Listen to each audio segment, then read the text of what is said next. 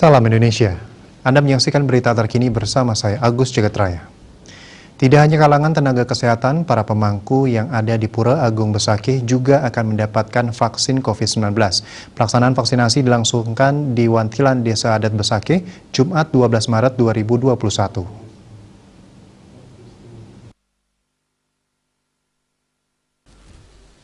Bendesa Adat Besakih Jeromangku Widiarte membenarkan para pemangku yang ada di Besakih mendapatkan vaksinasi COVID-19. Selain pemangku, para pecalang, pengayah, prajuru juga akan mengikuti vaksinasi. Widiarte menambahkan pihaknya sangat mengapresiasi langkah pemerintah telah memberikan para pemangku dan pecalang vaksinasi COVID-19 ini. Terlebih lagi dalam waktu dekat ini akan digelar karya Ide Betara Turun Kabeh IBTK di Besakih sehingga memberikan rasa aman dan nyaman. Dikatakan selama ini pemangku sering kontak dengan para pemedek, termasuk pecalang juga sering kontak dengan masyarakat. Pihaknya berharap dengan vaksinasi ini nantinya imun tubuh semakin kuat dan bisa terhindar dari COVID-19.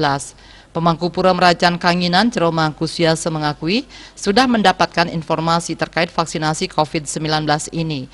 Pihaknya berharap dengan adanya vaksinasi ini nantinya tak terpapar COVID-19.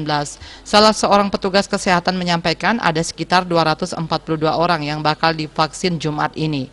Diprioritaskan untuk para pemangku di Pura Agung Besakih. Eka Prananda, Bali Pos melaporkan. Untuk mencegah penyebaran COVID-19, ingat pesan Ibu, selalu terapkan 3M, wajib memakai masker, wajib mencuci tangan, dan wajib menjaga jarak, serta wajib menghindari kerumunan. Dengan penerapan 3M, Indonesia segera terbebas dari virus corona menuju Indonesia maju. Tetaplah bersama Bali TV.